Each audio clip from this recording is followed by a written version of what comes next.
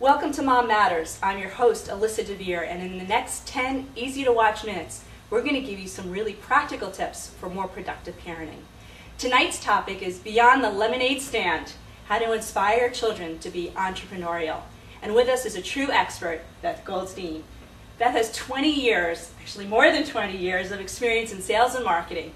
She owns her own company, Marketing Edge, which is a consulting company, but on top of that, she is a professor at Boston University and runs their entrepreneurial certification program.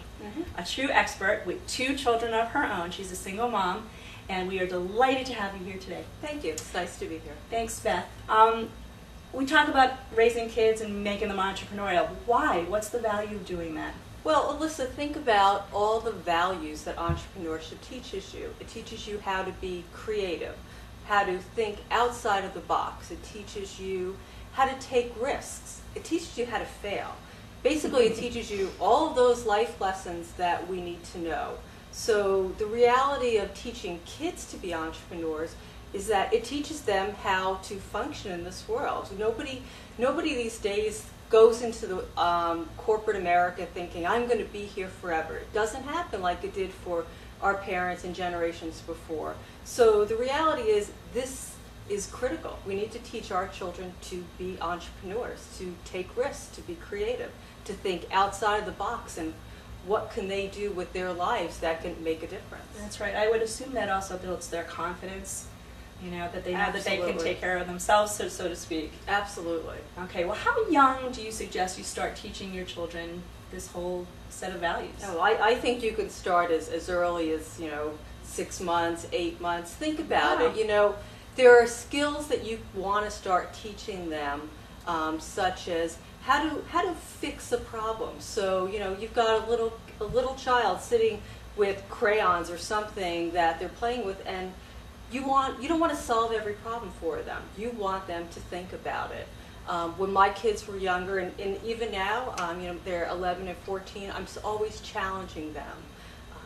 I think the best lesson I ever learned was from my very first boss, who would always say to me, if you're coming in with a problem, make sure you have the answer, or at least have thought about how to resolve this.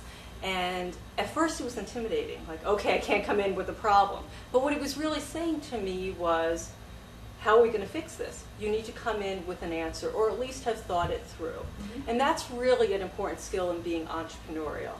So with my kids, what I've always done is they'll come with a problem and I'll say, well, what do you think? How should we solve this? How are you going to solve it? And try to gear them in that direction so they build confidence. So the next time they come to me and say, well, I already fixed this problem, but I just wanted you to know. And they're always proud of themselves, which is great. That is great.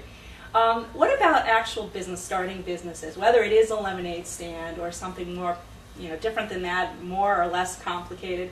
How do you inspire a child to do that without actually, like you say, guiding them the way to do it? How do you do that? Well, I think kids come with their own type of entrepreneurial spirit. Actually, there's been lots of studies done that show very early on, even as early in kindergarten, kids come with that creativity and that risk-taking ability where they think they can do everything, and which is great. You want to encourage that. So I don't think it's a matter of us showing them how to do it. It's a matter of encouraging them to create these businesses. Because unfortunately, what the rest of the research shows is that of those kids who were entrepreneurial, risk takers, creative thinking, by the time they're in high school, the numbers have dropped significantly. We're talking 1 out of 4 in kindergarten have some entrepreneurial spirit, and 1 out of 30, once they're teenagers, are really using that. And it's because we haven't encouraged them enough to do what comes natural, to not put down any of their ideas, no matter how crazy they may seem to be. Yeah, that's an interesting point. My niece, who is 8 now, was wildly successful selling Girl Scout cookies.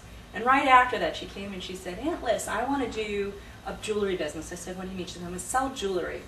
So she raided my costume jewelry stuff, old stuff that I don't use, and she's making stuff, and she's going to open a store on the sidewalk, of course, but she's going to sell jewelry because she figured she could make more money than lemonade. So that's brilliant. I thought it was great. That is great. It is great. So I guess any kind of, even if it seems like a silly idea, is a good idea just to encourage them to go out and to try it. Absolutely. You know, a few years ago, my kids were very upset. It was after the Katrina incident, and they wanted to raise money. And unfortunately, they didn't know how to go about raising funds for Katrina. So I challenged them. I said, you come up with an idea, and I will match every dollar that you actually create. So they went sort of beyond. They actually did the lemonade stand, but they baked brownies. They went through my cupboards and found whatever they could to bake. And then they actually did something which I loved. They went through their bedrooms and came up with things that they could sell. Oh, nice. You know, used books, things like that. Which so it had dual purpose. Not only were they able to sell, They cleaned their rooms. They cleaned their rooms, exactly. That rooms Love were it. much better. That's great. And then whatever didn't sell, we decided we're just going to donate anyway to like the Salvation Army. So in that, they learned not only how to raise money for a cause, for an end goal, but they also learned about charity, which is an important part That's of being great. entrepreneurs. That's excellent. We're going to take a quick break, and when we come back, Beth's going to teach us a little bit about the kinds of businesses old and young children could look at, as well as how to manage the money they acquire. Get a jump on what your preschool kids need to know with Let's Get Ready for Kindergarten from Stacy Kannenberg. A mom told me this is the book I've been looking for. This book gives me all the information I need about what my kids need to know. And a private school admissions director said this is exactly what we test on. Google it, get it, and get ahead. Let's Get Ready for Kindergarten. Applauded and approved by parents and educators. Let's Get Ready for Kindergarten is a state-approved teaching tool. On sale now, in stores or online at cedarvalleypublishing.com. We're back here with Beth Goldstein, and she's going to talk to us more about how to inspire our children to be little entrepreneurs. Beth, what kind of businesses can you suggest if you have young kids, say under the age of 5? What works really well in that group? Well, at that age group, it's not really a matter of creating a business. It's about helping them achieve a goal. So if they're trying to earn some extra money because they want that Barbie doll or something that really is important to them, then it's showing them what steps they need to take to really achieve that goal. So it's sort of building upon the process similar to building a business, but it's not really, you know, every piece of the business. They're too young at that age to get the complete picture, but goal setting is really important. Okay, we talked about some ideas just a little while ago for older children, but, you know, say, you know, 8 years old, 10 years old, 12 years old, lemonade stands, of course. What else? Any other great ideas you've come across? Well, you know, it's interesting. My son is always trying to dig up some money. He's the true entrepreneur in the family. And so we've set up a bunch of what chores could he do around the house. And so he's actually done sort of the lemonade stand and gone out and sold. He's come up with ideas. So maybe I'll offer to walk all the neighborhood dogs. I love the jewelry idea that your niece did. And I think babysitting is very common. Sure. You know, really, it's a little business. So you try to take it a little further. Okay, it's not just who mom knows to help babysit, but would you create a little pamphlet, you know, and tell about who you are? So they get the piece of marketing, and then, you know, figuring out what do they need to do in terms of making the business grow. So it's really putting it all together so that they're able to achieve their goal. That's great. I know with my 8-year-old, we actually keep a checkbook log of the money he makes and then the money he spends on all the toys that he buys. Right. And I know it's so valuable. It's a good math skill. Any other ideas or issues about helping them to manage the money that they earn? Well, yours is probably the most common and the best one, but you know, banks nowadays are really great at setting up accounts for little kids.